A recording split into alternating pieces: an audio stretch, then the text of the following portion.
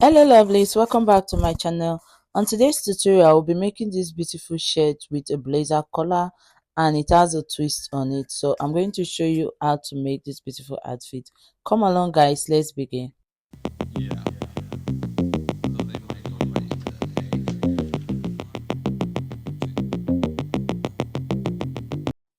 This is the fabric I'll be using. Is a silk fabric, so I'm going to keep it aside and we're going to work on the back piece first. So I went ahead and draft the back piece so that I can just explain it. This top has a bubble effect, so it's cut together with the sleeve. So all you have to do is just cut it the way you cut your bubble, add your extra allowance, and that's how you are going to make it. Okay, so let's work on the front.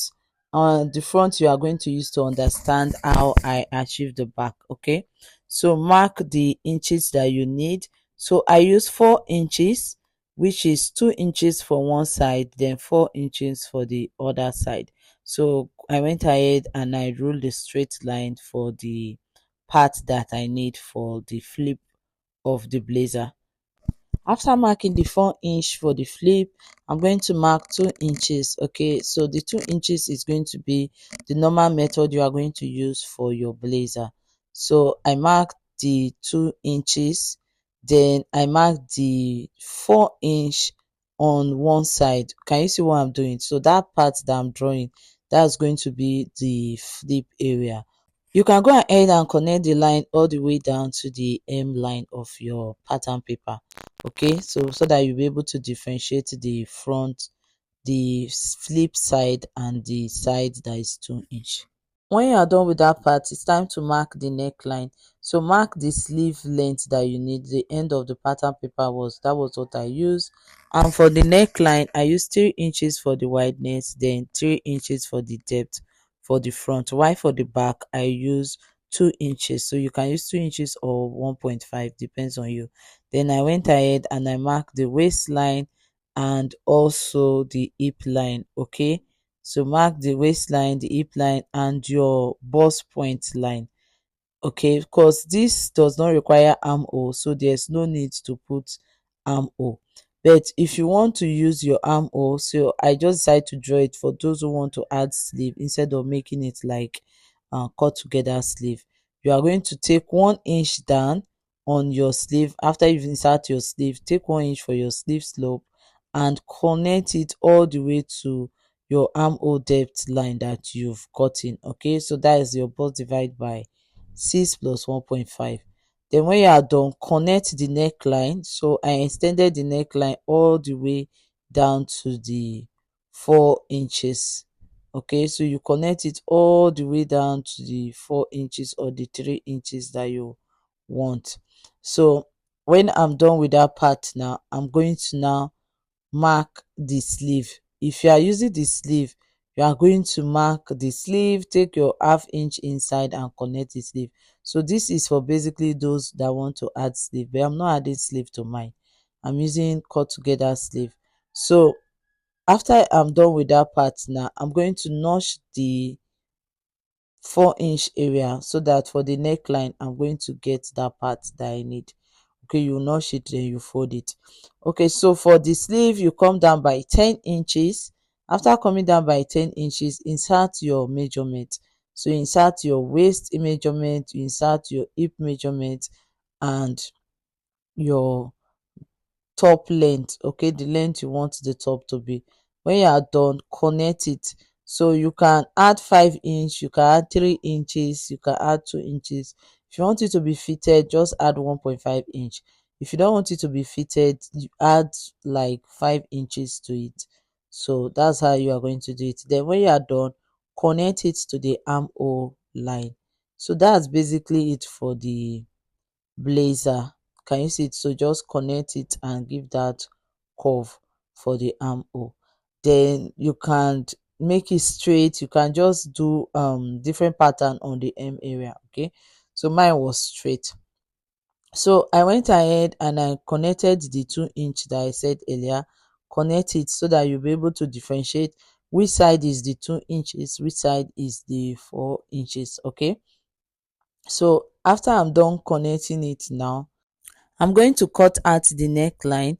After you are done cutting out the neckline, I'm going to now open up that part that I want for the flip. Okay, so I'll cut out the neckline, cut out the excess part of the shoulder area, and open. Can you see what I'm doing? So I just open up 2 inches from it. So when I want to cut one side of the blazer, I'm going to cut it this way with the 2 inches, while the other side I'm going to cut with the 4 inches. Can you see what I'm doing? So you can just fold the pattern paper and cut one side, then you unfold it and cut the other side. It's only the back that we are cutting cut unfold. So this is what I'm saying. When you are done stitching it, you just place it that way. So the back we are cutting cut unfold. So I'm just going to go ahead and insert the normal measurement I use for the front and connect it to the back. Then if there's any excess that I need to add, I'm going to add it to the front and the back on the fabric. Okay, when making mine, I found out that the pattern was not enough, the pattern paper, so I decided to just add it on the fabric. So you can go ahead now and use this pattern paper to cut out 3 pieces. That's going to be the front is cut into two while the back is cut on fold. Okay, so this is me cutting it now. After placing it, I'm cutting the one of the 4 inches as the flip area. So I'm going to cut it this way. So go ahead and cut yours. Then I'm going to cut the back and also the other side of the front.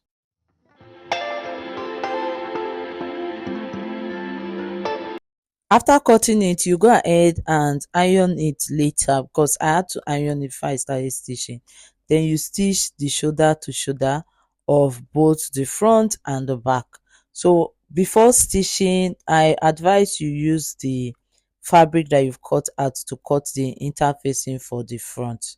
Okay, so the one that we'll be using to do the flipping of it. Okay, instead of using lining, because it's just a shirt and there was no need to use lining for it, so I did not bother to use lining, but you can use lining if you want to. Okay, so after stitching, that is how it's going to come out.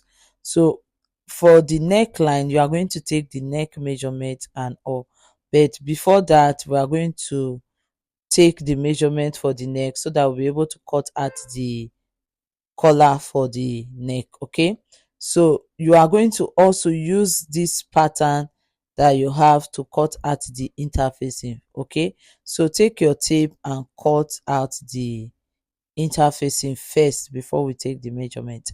So take your tape and cut. You see the way it is, that is how it's going to be when you cut it out. So I'm going to go ahead and cut mine.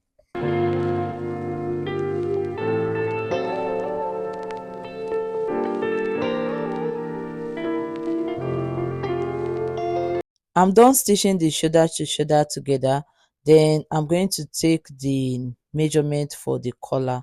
Okay, so you are going to stitch the shoulder before you take your measurement, not taking the neck circumference before stitching the shoulder. Okay, so I'm going to now take the pattern paper to mark where I want the collar to be. So remember, the neck we are using 2 inches and one side we are using 4 inches for the flip, but both side of the neck is 2 inches that in it. Okay, so you are now going to take your collar and mark the part that you need. So if it's 2 inches, mark the 2 inches that you got. So I went ahead and I marked the extra. Don't worry, I'm going to end up cutting some part of it. So you mark the extra that you have and you go ahead and you use it to cut out your collar. So I fold it this way so that I'll be able to get it easily. So mark the 2 inch. I realized that I add more, then I went ahead and cut it out when I wanted to attach the collar. So that's the blazer I'm using as my guide for this outfit. So mark your 2 inch, then go ahead and take the remaining part of your circumference. Okay, so after I'm done doing that, I'm going to now cut it on my pattern paper, the collar. Before cutting the collar on the pattern paper, I went ahead and I notched the part that will be attaching the collar to. Okay, so I just went ahead and notched on both sides So that's what you are going to do before you attach it to your collar. So for the collar, take your pattern paper and fold it into two. Then I went ahead and marked 3 inches. After marking 3 inches, I took my ruler and connected the lines.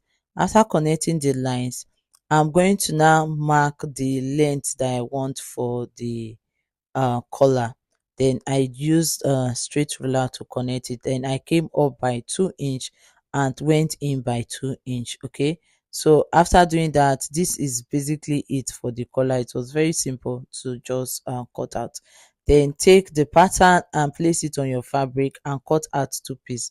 On one piece you are going to use stay, on the other you are not going to use, but I end up using stay for both of them because the fabric is really light. So I use stay for both of them, so it depends on you. Stay or paper stay is just your choice. So I use ice stay or paper stay, one of the two for mine. So after cutting it out, just iron the stay on it, and we are going to go ahead and work from there. But you can use color gum. If you have a color gum, you can use color gum for yours. Okay, so it depends on the one you prefer. When you are done ironing it, you are going to stitch it. So you place both together and you'll be stitching from the straight part. You see that part I marked, that's the part you stitch. Then after stitching, go ahead and notch it. I went ahead and I notched it round. Then I'm going to open it up and iron it. After ironing it, you are going to fold it into two and notch the midpoint so that you know the part you attach to the back. Okay, so can you see what I did? So that's how you are going to do yours. So take it and stitch. So you'll be stitching one side to it first, open it up and stitch one side to it. So what I usually do, I prefer to just pin it up. So you open it and stitch one side to the left and one side to the right from the center back. So after you are done pinning it, take it to your sewing machine and stitch. So we are stitching the part that we pin. Okay, then when you are done stitching that part, we'll be using the interfacing that we cut out earlier to turn out the other side of the collar. So I'll be showing you everything. The only thing is I won't be showing you how I stitch it on my machine, but I'm just going to explain it through for you to be able to understand. So let's go ahead and stitch this part now. I've stitched the first part. Can you see? This is how it looked. So I went ahead and I did one side of the flipping of the with the interfacing. Okay, I stitched it, the lining piece. So what you are going to do, can you see it? This is how you are going to do it. You pin it up, then you start stitching. Can you see what I did on this part? You are going to now stitch the other lining piece, and when you get to that sharp point, you are going to close it up together. Can you see it? You just close it up, pin it together and seal it. So that's how you are going to stitch yours. Let's work on this part. So you are going to take the interfacing and pin it up. After pinning it, just take your time and watch what you are doing so that you not make mistake. You are pinning it on the front side and you are also pinning it on the collar. Okay, so it depends on how wide you want the interfacing to be. You can just make it to be very tiny on the shoulder area. Okay, so avoid bulging on that side. When you are done pinning it now, you are going to stitch it up. Can you see it? So that is how it's going to be. So you stitch on this part, then when you get to that edge area, you are going to just stitch them together. Okay, and close it. So that's for the closing of the collar. So find the total measurement, make sure you are working with your measurement, the one you have, so that you avoid any error while stitching. So you stitch it all the way to the hem line, then you come over to this side. After you stitch it to the collar, you are going to then close it up. Okay, so you stitch it now, you close it up. Can you see what I'm doing? Fold it with half an inch and close. So at the end of the day, you are done stitching it. So this is the blazer I'm using as a reference, and this is what I used to make mine. I just followed it through to make my own blazer. So I'm going to go ahead and stitch all the parts together. Also, you can stitch the sleeve together without using turning it. I'm going to show you how it looks when I'm done stitching. This is how it looks after stitching. This is how it looks, guys. This is the blazer. Thank you so much, guys. Thank you for watching today's tutorial. Please don't forget to like and subscribe to our YouTube channel. God bless you and have a lovely day. Bye, guys.